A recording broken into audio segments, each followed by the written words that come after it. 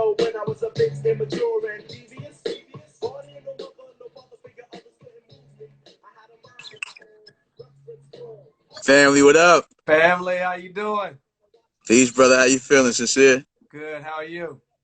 I'm all right, cat. I'm all right. I'm just chilling, man, hanging out, enjoying the dust before the darkness or whatever. You know what I'm saying? It's looking good And out just there. enjoying the house, man. Just enjoying the family. You feel me? Thank you so much for joining me tonight. Oh, it's my pleasure, man. I'm glad to be here. Quarantine Sessions, episode 17. I am with the fly guy himself, Kool Kim. Yes, your friendly neighborhood fly guy, Kool Kim, aka NY All the Ideal, is on the scene. What's up, everybody?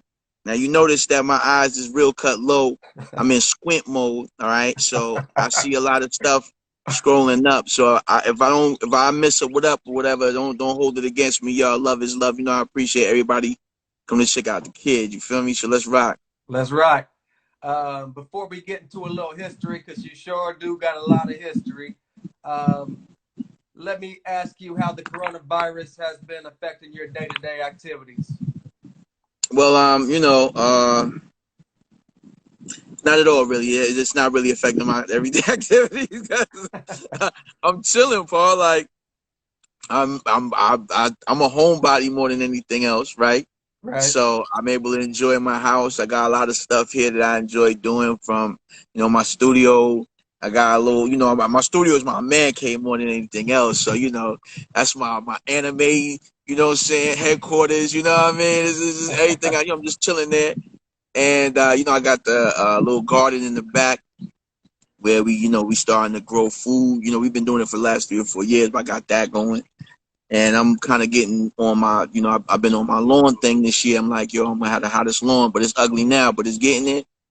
So I got stuff to do, cats. I'm on the internet all the time, so I'm not really running around doing it. It's not affecting me that way, but how it has affected me, on a very real level, is that my son was infected with coronavirus a few weeks back. Oh, I'm sorry to hear that. He did all right though. He maintained. You know what I'm saying? And he's strong. He came out better. And by better I mean, with a an appreciation for life that maybe he didn't have as much of before. You know what I mean? And not to say like anything was wrong with him or nothing like that. You know what I mean? Good kid, man. But like a lot of young people that I do a lot of mentoring over the years, and I know it's a lot of them don't really, they don't have the proper sense of urgency for certain stuff that they need to do. You know what I'm saying, in terms of achieving their dreams. And so I like, I'm glad to see him motivated, like to try to do the things he want to do. Like not anything I want him to do, just what you want to do. Like that's what you want to do. Oh, you got it? Yo, let me know how that work out. I want to see. That's the kind of father I am. You know what I mean? I'm for whatever. So aside from that, nah, not really, man. It's nothing. Right now, you're in Augusta, Georgia. Is that correct? Yeah. Take us back to Staten Island, born and raised, right? Back to Staten Island, and what? Tell us about how you're born and raised in Staten Island. Well, I was born actually in Brooklyn. Okay. Brooklyn, New York, but I was raised in Staten Island, so I'm a Staten Islander, you know what I mean? Because everything I am is from growing up there, you know what I mean? I particularly lived in this place, a spot called 185 St. Mark's Place, Staten Island, man. It was Castleton Park. It was like these middle income apartment complexes on the water, Staten Island, you know what I mean? You see Manhattan, Brooklyn, beautifully, man, the Statue of Liberty, Brooklyn Bridge. I mean, you can see it all, fam, you know what I mean? And jump on a boat was like a 10-minute walk away, and you could be in Manhattan in 20, 30 minutes, man, you know what I mean? Jump over the Verrazano Bridge and you in Brooklyn like that, So being from Staten Island, everybody from Staten Island had a cousin from so-and-so or uncle here or was trying to talk to the shorty from there. You know what I mean? You wasn't really trying to do what you was doing in Staten Island. Well, no, that's not true because it's two types. It's two types to everybody, I guess. But in the context of this discussion, it's two types of cats. It's the cats that, like myself, we was to venture forth and go out like, yo, what's going on? And then there's cats that's they hometown here, like they want to be the dude on the block. I wanted to be the, yo, what's going on out there? Ah, yeah, out there. And I'm there, and I'm here, and I'm there, and I'm here. That's how I was like, yo, I'm gonna get it popping. And so that was always my way. Grew up cool, you know what I'm saying? Son of a cop. Figure that, you know what I'm saying? Also, son of my wife, my mother is also military. So can you imagine? So, Cop and military. so what was the day in the life of Kool Kim growing up before music? Go outside and playing. I lived in this utopia, fam. I lived in how Martin Luther King said, I have a dream that one day young black boys and girls that play with, man, that was exactly where I lived. I lived there in that utopian little that um uh uh those buildings, that apartment complex, and it's beautiful, man. Go outside, man, playing freeze tag, wall tag, roof tag, round up, kick the can, man, hunt, you know what I'm saying? Jacks, off the wall, 7 minutes of heaven, dodgeball, you know what I'm saying? Like, you know what I'm saying? Anything, man, you know what I'm saying? Red light, green light, 1, 2, 3. Like, just a beautiful, fucking amazing childhood, son. Full of ratching around, fighting, playing, you know, meeting girl. Like, yo, we used to go girl. Me and my man Suge used to go girl hunting, son. Like, yo, we used to go outside and just go girl hunting. Like, we used to go try and find girls off the block. Yo, it was I lived a really beautiful, beautifully happy childhood. And, came with everything that everybody else came. You know what I'm saying? Your mom come down, you get a spanking in front of everybody. You know what I'm saying? Getting snapped on, winning fights, losing them. You know what I'm saying? Everything that makes growing up dope. And then one day my mother comes home with a Xerox copy. Now Xerox is the first, if I don't know, copy machine for the average cat, right? Right. Xerox was how we knew them because that was the first thing that was actually producing copies. You remember that, right, God? Right. And yo, my mom's came. Matter of fact, not even Xerox. This is before that. Yo, you remember back in the down? No, I'm telling my age. You know what I'm saying? I just turned 49, April 29th. So, yo, I don't know. Maybe y'all remember this, but yo, back in the day, your teacher would have this little manual copier that she would have, like, you run copies off. She'll run them shits off herself, and she'll be spinning this little thing. Yeah, I got one of them. And it was the words, the lyrics to Rapper's Delight. Okay. My mother brought that joint home, and it was like a gag thing, hip hop, hip it. I'm looking at that shit, and it was like she passed me the holy tombs of, the great files of Nazareth. I'm like, yo, you know what I'm saying? I'm looking at this like, yo, this is the answer to the universe. Right. Hip hop, that's the greatest incantation of my life. A hip hop, you hip it to the hip of the hip hop, you don't stop a rocking to the bang bang boogie, to up jump the boogie to the rhythm of a boogie to beat. You know how difficult it is to get your hands on a bang bang boogie nowadays, son? Right. Or a boogie to beat. Right. You know what I'm saying? Right. Yo, that shit ain't easy to come upon, son. So you know that I had that Xerox. That was big to me, man. And from that point on, I had to be an MC. So tell me about your musical influences that led you up to eventually becoming an MC. Well, everybody that was hot at them times. So, you talking about Slick Rick, Dougie Fresh and Slick Rick, of course, with Lottie Dottie in the show, and just treat them like the prostitute, the original Lottie Dottie, not the one that everybody else be singing where they finish it off at, what, it's all because of you part. I'm talking about the one with the extended verse with Vanessa Williams. You know what I mean? That shit like, Just Ice and Kane and everybody, son. Like everybody that came out with music from. I'm gonna tell you who I wasn't rocking with strong at first. Like the old, like there's like two versions of old school. There's the old school founders, and then there's like the like that initial golden age. Like I think there's like I personally feel like there's like the silver age, then the golden age, or but I call it kind of the silver age. But You know, that was like your Bismarckies and, you know, Juice Crew and, you know what I mean? And like all that BDP, all of it, everything, you know, Super Lover C, Casanova Rudd, Stetson Sonic, Ultramagnetic MCs, like all these dudes, EPMD, you know what I mean? Like all of these dudes, Rakim, of course, all of these dudes with little bits. Like I'm no fan of none of these dudes because in my mind I could get all of them. You know what I'm saying? Like that's just how I'm not no fan of nobody. Cause I feel like I can get them all. So you know what I'm saying? So, but it's no slight to me. It's an honor. Like you know, if you to me, you know, like when I do African dance and shit, right? You know what I'm saying? The drummers is getting busy. They're getting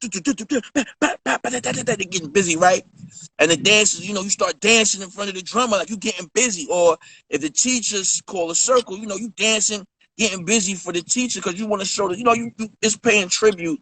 So for me, you know, I love all these dudes, but I'll bust their ass because I'm like, yo, I would love to be on the tracks with them because I would, you know, out of respect though, you know, like, Right. yo, I'm gonna bust your ass, but not out of like, you know, fuck y'all niggas, I'm better than you, but out of yo, man, I learned my lessons correctly. I was paying attention in class. Let me show you this work. Let me show you how I dance real quick.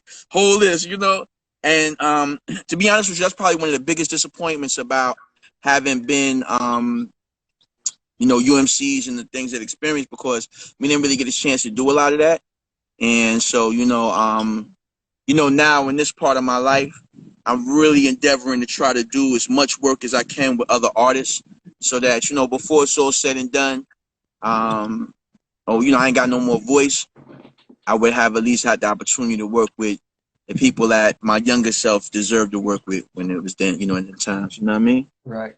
What a lot of people may not know about you is you used to do voiceovers for Levi's, right? Yes, I did. Yes. I just once though, Yeah. twice. Twice. Awesome opportunity, man. Shouts to Bobito. You know what I'm saying? No, that one. No, I think I got that. I think Bobito hooked me up with that, but either that or somebody called me for that. But yeah, man, I think it has something to do with Bobito Garcia. You know what I'm saying? Because I definitely did a basketball commercial with him. You know what I'm saying? So yeah. You know, I've had the opportunity, man. I wish I did more work like that because that's, you know, for all y'all up and coming artists that might be watching, man. You know, when you engage your talent set, man, don't limit your talent to the primary thing that you want to be involved in. That's a mistake. You know what I'm saying? Like, if you know you're an MC, you're an MC, you're a poet, you're a writer. You understand? You know, you have those three things alone. You can diversify so you can write for publications, which I did in the past for the Source and Teen Beat. Remember Teen Beat, Black Beat? I wrote for those. You know what I'm saying? You know, you can engage in, you know, just public speaking. I mean, there's so much that an orator can do.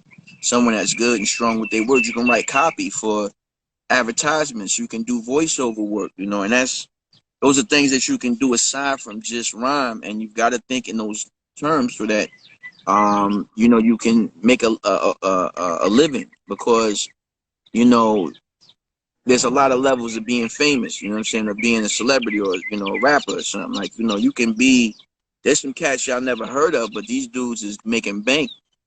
And I'd be like, yo, how are you doing this?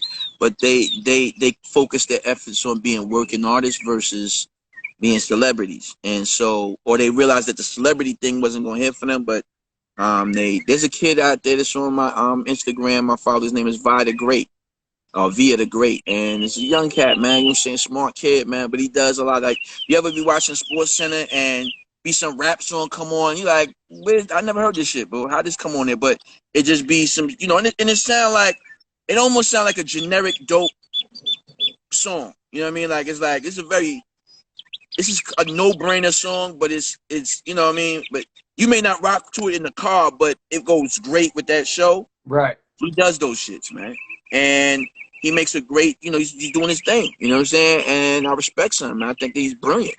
And no knock for his talent. I think he's talented too, but I think he understands the formula and he's doing what he got to do to get his bread. But I'm saying like that's the way you should look at it. So yeah, man, I did have the opportunities to do those, to do some of that at a time. Yeah, man, it was dope. How did you end up meeting your partner, Haas G? On the Statue of Liberty. We worked the Statue of Liberty together, and I saw him He had a rhyme book on the ferry going home. So we took you go Statue of Liberty, go to Manhattan on the ferry, like a little Statue of Liberty boat. Then you get to Manhattan, you go to Manhattan to Staten Island on the Staten Island ferry.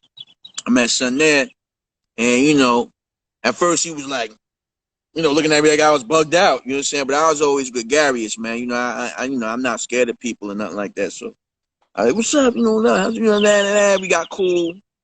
And he was a part of this other group, and I got kind of down with that other group. I knew the dude that was running this shit, my dude Will, U.M.C. You know what I'm saying? Shout to him. And we used to go over his mom's house. You know what I'm saying? And we used to work on stuff all the time. And then at one point, we decided to split the group. You know what I'm saying? Because at first we was called Universal Stepping Strong, and his joint was called Stepping Strong, but I thought that name was whack. I was like, that's a whack ass name. I'm not with it. You know what I mean? Even back then, that shit was whack to me. But again, no knock. It's just how I just thought it was whack. You know what I'm saying? Like I ain't feeling it. And I just felt like, Will was kind of be a soloist, and me and Haas was, we was with the team up thing. And so, me and Haas became the Universal MCs, and they became Stepping Strong, and that's how that went. Yeah. So, can you give us a timeline around the time you guys met? 87. 87? Yeah, cause I was 16 when I worked at Statue of Liberty, so 87, yeah. So what kind of dues did you guys pay before Wild Pitch ended up signing you guys? Oh, man, we paid real dues. Like, that's what's real interesting about, it's ill contrast between now and then, because it's nothing like that, man, that gauntlet that you had to go through when you was younger, man. When I was younger, man, back then, son, you had to... First off, there's dues, number one, you had to get equipment.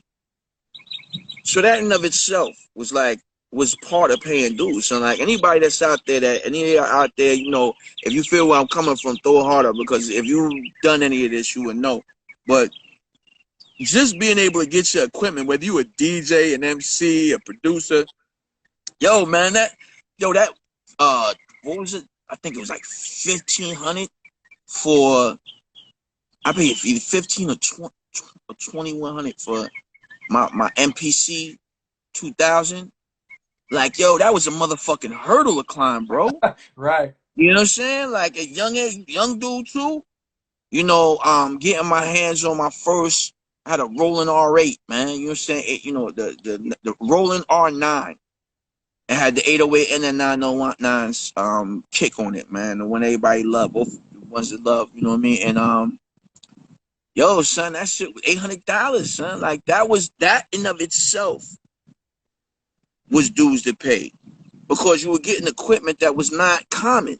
Not like now where you could download Fruity Loops or FL Studios, or you know what I'm saying, Logic or whatever. You can get your hands shit. You could get shit on your phone and catch wreck. Right. You know what I'm saying? That wasn't that kind of accessibility. You understand? And then if you went to the studio to do songs for real, man, you also had to buy real tapes, like real 2-inch joints, I think, like two damn shit, yo. You know what I mean? Just to do your joints. So that was that. But then that was one thing. So you put your little demos together on your little tapes. You need at least 3 bangers, like 3 that sound like singles. You could you would get a deal on that. So that was the goal. But son, like, think about it, like, you do a demo, so what? Now you gotta hit the road with that joint. What's hitting the road? You gotta go wherever you could go. Running up on cats, trying to introduce. We was 6 degrees of separation, like with line. And then we was like getting 1 degree, you getting it whittling down from 6 degrees to 5, 4, 3, 2. Oh shit, I'm chilling with this dude. And all the while at the same time, I was a showman, so I was dancing and choreographing. I did a choreograph for Queen Latifah's Coming to My House. The first video I was in was Miss Melody's what's that shit called? Miss Melody's oh man, peace to the queens too. Rest in peace, Melody. Live on stage, boom. And let me just say, Miss Melody,